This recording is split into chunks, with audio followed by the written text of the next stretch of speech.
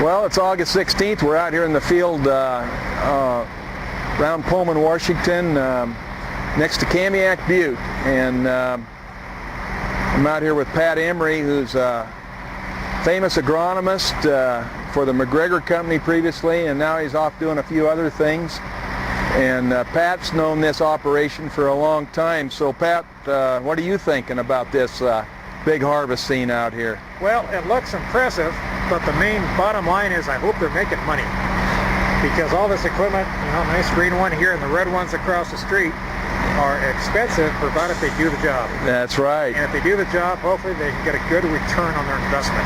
I think that's what's happening too, Pat, because they're running about 100% availability on the machines. There are no breakdowns, and I think the combine hours right now are about 350.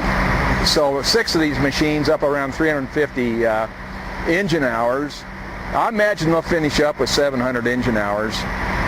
Got a lot of garbanzos to go. That garbanzo crop's looking pretty good. Yes. But one thing that's really nice about this wheat crop is that Steve has done one heck of a good job of getting the right fertility program and placement of his fertilizer to get that wheat that looks very impressive around here. Some of the yields have been coming in like beyond belief, actually, with tapped formulators and single disc banding.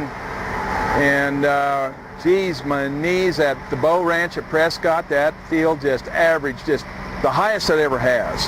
And I'm not going to throw out the yield. I don't want to scare anybody, but it's well above 120.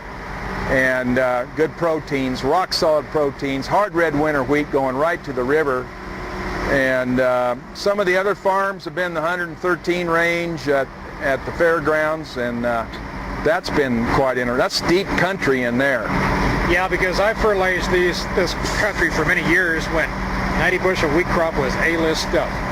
But what's really exciting now is what is going to happen next year. How is it going to be exciting or more exciting than it is now? That's right. Next year. That is what I look forward to. Well, and I know the guys in the Midwest are pretty down and out about the way it went, but these guys out in the West, they're used to drought and farming tough conditions. They don't get a lot of money invested, and that's why we could use good old anhydrous ammonia. That's the most powerful stuff we can use right here and keep the risk way down and get top net margins. And so this will drive land values, and it'll pay for $500,000 hillside combines and big quad tracks and Kinsey grain carts. Right. Boy, remember the days of the 95H. Well, that was also the day of the 2-ton Chevy truck. Yeah. And you could haul 200 bushel a week, you were lucky. Of course, you were grimacing when you're trying to drive the truck on a hillside. Yeah. Hope it didn't roll over. Yeah, we took the truck right to the field, didn't we? Yeah. Yeah, and then loading on the go, that was the big thing. Yeah, and of course Case had, that was international in those days, and they had the 453 and the 403s. And those were miserable because you had to pull them over to unload them. That auger was so narrow, and but they went straight up and down the hills, which is kind of interesting in a 4-way leveling design. But these machines are leveling, not like full hillside machines, but they're getting right over. They're really leveling tractors because they've got big tractor grips instead of the diamond grips.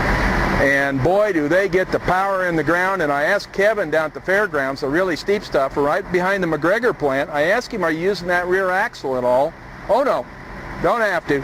These headers are so far out in front, so balanced, they can go straight down the hill, the back end doesn't come off. They really got a balancing act going on. It's fantastic. Yeah. So it's been a lot of fun out here. It's about 6:30. We're going to go get some pizza, Alex. You want to have pizza? I'll take a whole pizza. A whole pizza? Golly, that reminds me of Dodge City, Kansas. Always eating. We just better get it off right here. Okay. Sounds good.